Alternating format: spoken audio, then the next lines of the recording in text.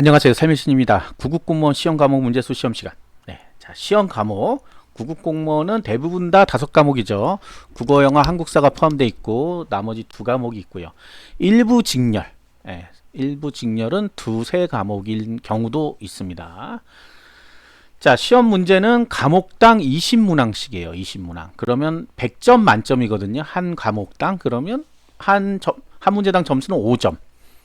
5점. 5위는 100점 이렇게 되죠. 그래서 보통 합격선 이런 거 보시면 합격선이란 거는 이제 필기 시험 합격자의 제일 낮은 점수, 커트라인이라고도 부르기도 하고, 합격선을 보면 평균 80점, 평균 85점, 평균 90점 이런 식으로 돼 있죠. 어떤 사람은 총합 90점. 네. 그런 아이디어는 굉장히 좋은 것 같아요. 자, 시험 시간은 100분입니다. 100분. 5과목을 보는데 100분. 자, 20문항씩이니까 5과목이면 100문제. 산수 빨리 안 되죠. 네, 안 돼도 20 곱하기 5는 100. 자, 100문제를 100분 동안 푸는 거예요.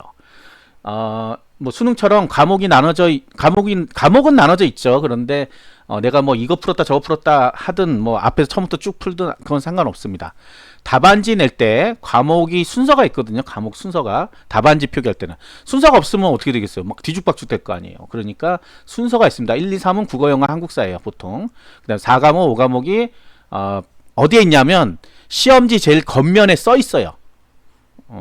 행정법 총론, 행정학개론 이런 식으로. 4는 행정법 총론, 5는 행정학개론 이런 식으로. 그래서 시험지 겉면에 나온 순서대로 마킹을 합니다. 시험은 마킹한 그 답안지만 내는 거예요. 문제지는 집에 가져와서 채점합니다. 자, 이게 일반적인 거고요. 자, 그래서 여기서 이제 가장 크게 이제 문제가 되는 거는 100문제를 100분 동안 푼다. 그러면 한 문제당 1분이다. 아니다. 왜? 마킹 시간이 있다. 마킹 시간 몇 초 걸리는데요? 모르죠, 그거는. 사람마다 다르니까. 그래서 마킹도 다 풀고 마킹할 건지, 아니면 한 과목마다 마킹할 건지, 아니면 한 문제씩 마킹할 건지를 본인이 정해야 돼요. 그럼 본인이 알아서 하는 겁니다. 그래서 보통은 이제 다 풀어놓고 마킹하죠. 그러면 최소 5분 정도가 소요됩니다. 천천히 하나씩 보면서 하려면. 그래서 실질적으로 우리가 이 국공무원 시험 볼 때 국어, 영어를 제외하고는 15분 안에 해결해야 됩니다. 15분 안에. 그럼 3과목이니까 15분이 남죠. 네, 여기서 5분, 5분을 국어랑 영어에 줘요. 그러면 25분씩이 되는 거예요. 왜 5분씩 더 줘요? 독해가 있기 때문에, 긴 문장이 있기 때문에, 국어나 영어는 독해가 있죠. 시간이 좀 많이 걸립니다. 어쩔 수 없어요. 그래서 거기다 시간을 주고 남는 이제 5분 남았잖아. 5분을 가지고 마킹을 하는 겁니다. 자, 그러니까 국어, 영어 제외하고 3과목에 15분 정도를 15분씩만 써. 5분씩 남기란 말이에요. 그래야지 답안지 할 때 5분 정도 남아서 검토하고 끝. 굉장히 스피드합니다. 굉장히 스피드해요. 시험 자체를 가면 숨이 막힐 정도로 풀어야 돼요. 그래서 이제 공무원 시험 공부는 뭐다? 암기다 하는 게 왜 나오냐 하면, 우리가 다른 시험 같으면 시간적 여유가 있으니까 조금 생각을 더 하고 한번 꼬우면 또 이렇게도 생각하고 저렇게 생각하는데 그럴 시간이 없어요. 문제를 읽는 순간에 답을 고르지 못하면 그 문제를 가지고 끌고 가다 보면 다른 문제들을 풀 수가 없습니다. 시간이 없어서 못 푼다는 얘기가 나오는 거죠. 이것 때문에 사실은 공무원 시험이 암기로 변한 거예요. 원래 암기 위주의 시험이 아닌데 1분에 한 문제씩을 풀라고 만들어 놓으니까 도저히 방법이 없는 거예요. 그래서 통째로 암기를 한 다음에 그걸 가지고 푸는 방식으로 진행이 되고 있습니다. 그 다음에 국어, 영어 같은 경우는 이제 지문을 읽어야 되기 때문에 암기만 가지고는 안 되죠. 빠르게 읽는 연습, 빠르게 이해하는 연습을 또 해야 돼요. 이게 그래서 어려운 겁니다. 시간만 많이 주면 대부분 다 높은 점수를 받을 수 있어요. 근데 시간이 없기 때문에 빠른 시간에 빠르게 판단해야 되기 때문에 그래요.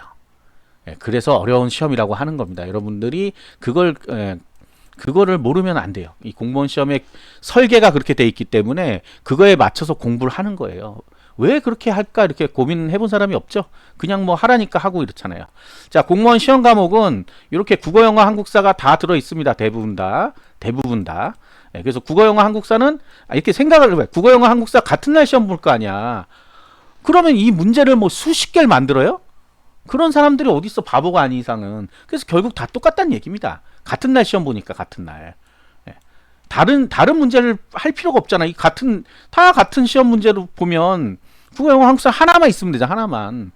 근데 어떤 사람도 이걸 되게 심각하게 생각해서 야, 그러면 직렬별로 20몇 개의 문제가 나온단 말이야? 그걸 언제 다 만들고 있어? 그죠?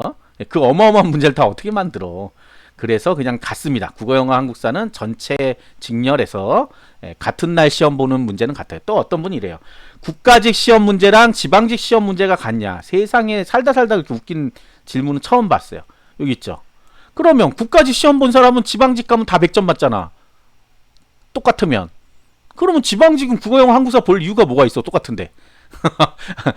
똑같은 게 아니죠. 거기서 의미하는 똑같다는 거는 범위라든지 문제라든지 문제가 같다는 얘기가 아니라 스타일이라든지 뭐 이런 게 같다는 얘기죠. 왜냐? 다 인사혁신처에서 출제하거든요. 둘 다. 같은 데서 출제하니까 같은 방향으로 갈 거고 같은 범위에서 낼 거 아니에요. 자, 그런 것들 때문에 우리가 같다라고 얘기를 하면 똑같다고 생각하는 사람이 있어요. 근데 그런 아이디어도 좋은 것 같아요. 네, 생각이 참 좋아요.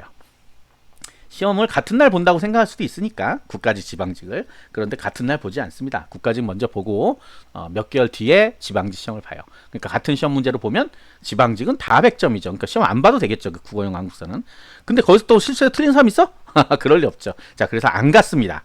예, 안 같아요. 공부하는 건 같아. 공부는 똑같이 해요. 그래서 구급 공무원 국어, 구급 공무원 영어 이렇게 돼 있어요. 국가직 국어 이런 게 아니고 구급 공무원 국어 이런 식으로 돼 있다고요. 그래서 그거를 공부를 하면 됩니다.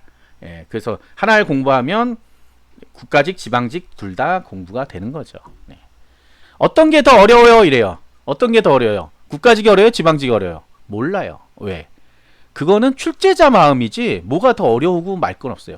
다만 이런 건 있죠. 국가직이라고 하는 거는 전국에서 동일한 시험을 보죠. 지방직은 그 해당 지역에서 원서 접수하고 하잖아요. 그래서 저는 이렇게 비유합니다. 지방직은 학교 내 시험이라고 하면 국가직은 전국 모의고사다. 예. 전국에서 100명 뽑는 거랑 학교에서 10명 뽑는 거 어떤 게 더 어려워요? 알 수 없다. 그러나 전국에서 몇 등 안에 드는 게 더 어렵겠죠. 근데 이런 데 있어. 무슨 과학고등학교 이런 데 가면 전국 뭐 50등 안에 그 학교 학생이 20명이 들어가 있어요. 뭐 그러니까 그러면 여기나 같다. 그래서 이런 게 있죠. 국가직 합격한 사람들이 지방직도 합격한다. 왜? 높은 점수로 합격했으니까 같이 또 높은 점수로 합격해요. 그러나 이제 우리가 확률적으로 보면 지방직이 더 분산돼 있잖아. 우리 지역에만 그렇게 좋은 사람들이 많이 왔을 리는 없잖아. 골고루 갔다고 치면 가능하죠. 그래서 지방직이 어떻게 보면 합격하기가 조금 더 쉬울 수도 있다. 쉬울 수 있다? 뭐보다? 국가직보다. 그러니까 국가직이 더 힘든 이유는 전국에서 등수로 합격하기 때문에 그렇다. 지방직은 우리 지역 내에서만 등수로 합격한다. 그러니까 우리 전교랑 우리 반 몇 등 이런 거 생각하시면 될 것 같아. 그러니까 전교랑 우리 반 몇 등 이러면 되겠다. 전국까지 뭐 갈 필요도 없이.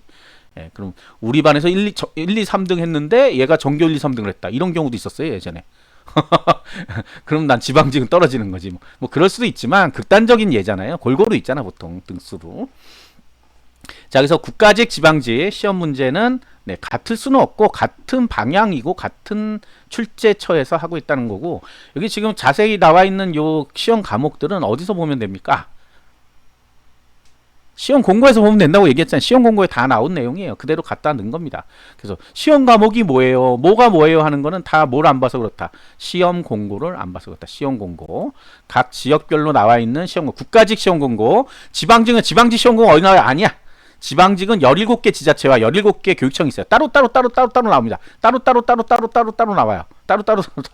예. 따로 나오니까 자기가 거주하고 있는 지역, 또는 이제 응시 자격이 되는 지역을 이렇게 눌러갖고, 여기는 이제 제가 모아놓은 거고, 대구광역시청에 갈지, 대구광역시 공무원 시험이면 대구광역시청에 가서 보면 이렇게 계획이 나와요. 그럼 여기 이제 시험 나오죠. 몇 명 뽑고 과목이 뭐다 하는 게 여기 나와요.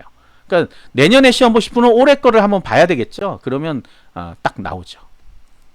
이게 그래서 직렬별로 뭐 어떤 과목을 보고 이런 것들은 시험 공고에 나오니까 시험 공고를 참고하시면 되겠습니다. 못 찾겠다 하시는 분들 위해서 제가 블로그에다가 이렇게 올려놨으니까 요거 보시면 돼요. 여기 항상 여기 세 개 중에 하나는 요겁니다. 요거 제가 요 위에 건 좀 바꾸고 하는데 요거예요.